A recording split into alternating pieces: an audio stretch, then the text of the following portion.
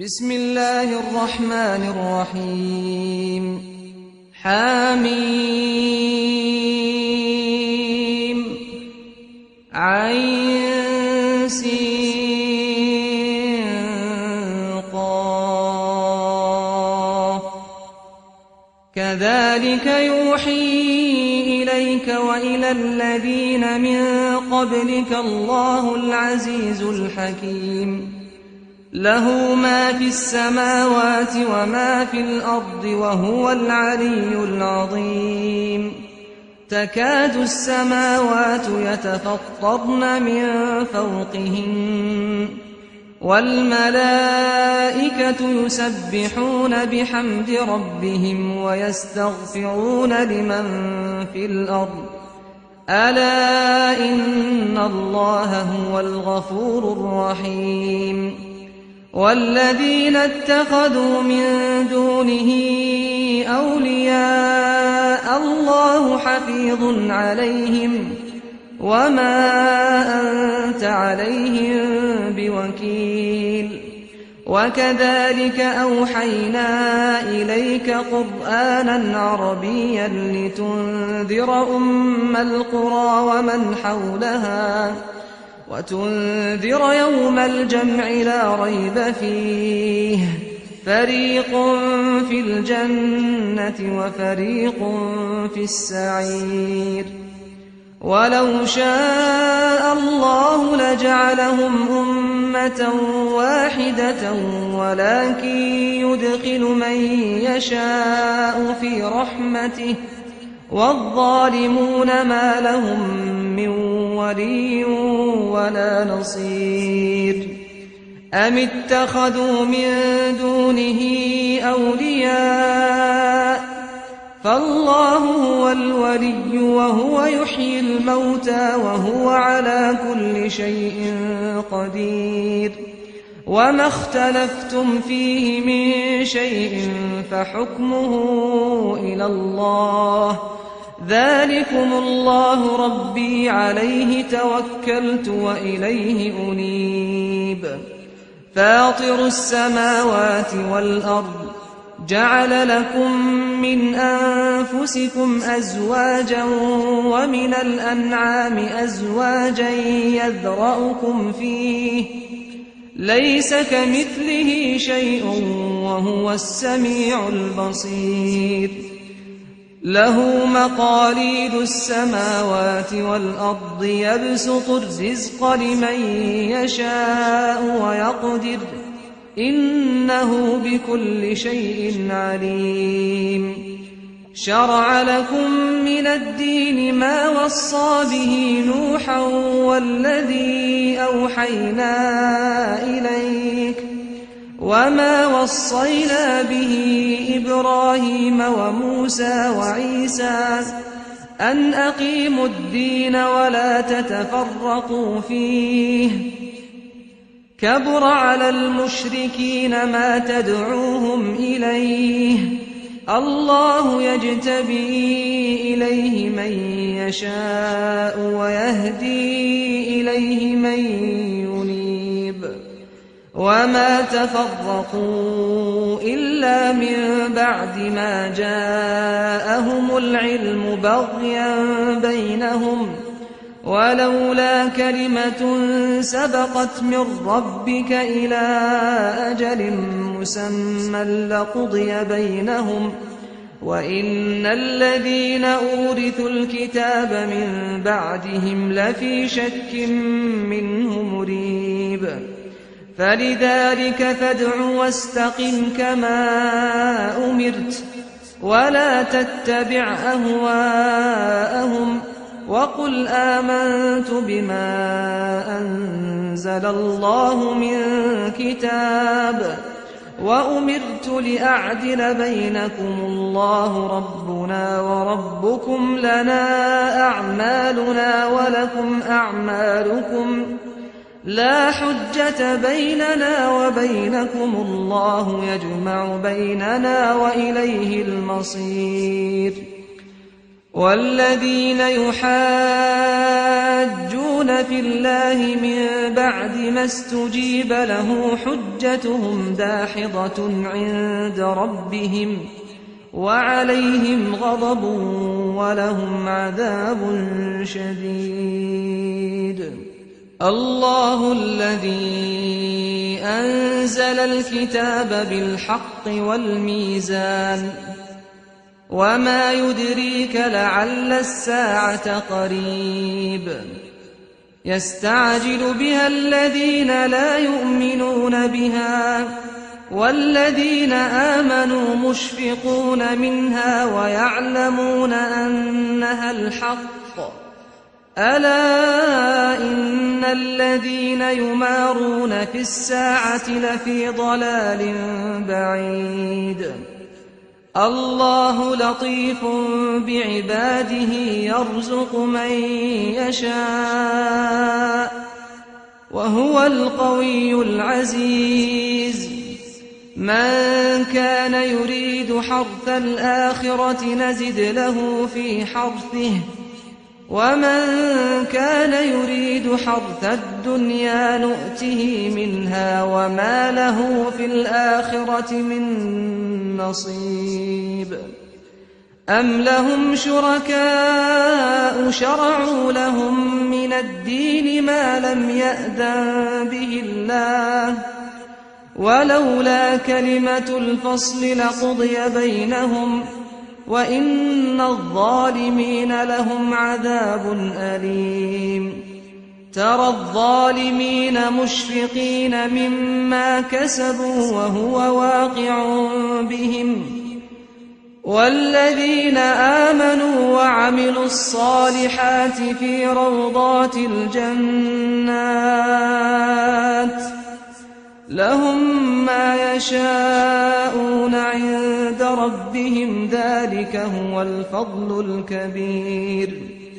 ذلك الذي يبشر الله عباده الذين آمنوا وعملوا الصالحات. قل لا أسألكم عليه أجرا إلا المودة في القربى ومن يقترف حسنة نزد له فيها حسنا إن الله غفور شكور. أم يقولون افترى على الله كذبا فإن يشأ الله يختم على قلبك ويمحو الله الباطل ويحق الحق بكلماته إنه عليم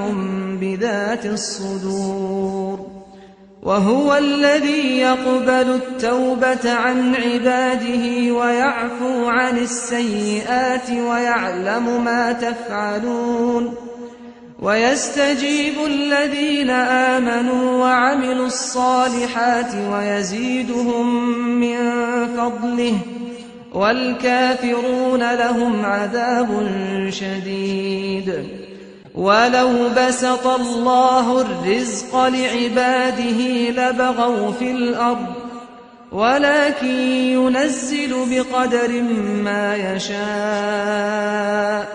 إنه بعباده خبير بصير. وهو الذي ينزل الغيث من بعد ما قنطوا وينشر رحمته وهو الولي الحميد. ومن آياته خلق السماوات والأرض وما بث فيهما من دابة وهو على جمعهم إذا يشاء قدير. وما أصابكم من مصيبة فبما كسبت أيديكم ويعفو عن كثير. وما أنتم بمعجزين في الأرض وما لكم من دون الله من ولي ولا نصير. ومن آياته الجوار في البحر كالأعلام إن يشأ يسكن الريح فيظللن رواكد على ظهره إن في ذلك لآيات لكل صبار شكور أو يوبقهن بما كسبوا ويعفو عن كثير ويعلم الذين يجادلون في آياتنا ما لهم من محيص فما أوتيتم من شيء فمتاع الحياة الدنيا وما عند الله خير وأبقى للذين آمنوا وعلى ربهم يتوكلون والذين يجتنبون كبائر الإثم والفواحش وإذا ما غضبوا هم يغفرون والذين استجابوا لربهم وأقاموا الصلاة وأمرهم شورى بينهم ومما رزقناهم ينفقون والذين إذا أصابهم البغي هم ينتصرون وجزاء سيئة سيئة مثلها فمن عفا وأصلح فأجره على الله إنه لا يحب الظالمين ولمن انتصر بعد ظلمه فأولئك ما عليهم من سبيل إنما السبيل على الذين يظلمون الناس ويبغون في الأرض بغير الحق أولئك لهم عذاب أليم ولمن صبر وغفر إن ذلك لمن عزم الأمور ومن يضلل الله فما له من ولي من بعده وترى الظالمين لما رأوا العذاب يقولون هل إلى مرد من سبيل وتراهم يعرضون عليها خاشعين من الذل ينظرون من طرف خفي وقال الذين آمنوا إن الخاسرين الذين خسروا أنفسهم وأهليهم يوم القيامة ألا إن الظالمين في عذاب مقيم وما كان لهم من أولياء ينصرونهم من دون الله ومن يضلل الله فما له من سبيل استجيبوا لربكم من قبل أن يأتي يوم لا مرد له من الله ما لكم من ملجأ يومئذ وما لكم من نكير فإن أعرضوا فما أرسلناك عليهم حفيظا إن عليك إلا البلاغ وإنا إذا أذقنا الإنسان منا رحمة فرح بها وإن تصبهم سيئة بما قدمت أيديهم فإن الإنسان كفور لله ملك السماوات والأرض يخلق ما يشاء يهب لمن يشاء إناثا ويهب لمن يشاء الذكور أو يزوجهم ذكرانا وإناثا ويجعل من يشاء عقيما إنه عليم قدير وما كان لبشر أن يكلمه الله إلا وحيا أو من وراء حجاب أو يرسل رسولا فيوحي بإذنه ما يشاء إنه علي حكيم وكذلك أوحينا إليك روحا من أمرنا ما كنت تدري ما الكتاب ولا الإيمان ولكن جعلناه نورا نهدي به من نشاء من عبادنا وإنك لتهدي إلى صراط مستقيم صراط الله الذي له ما في السماوات وما في الأرض ألا إلى الله تصير الأمور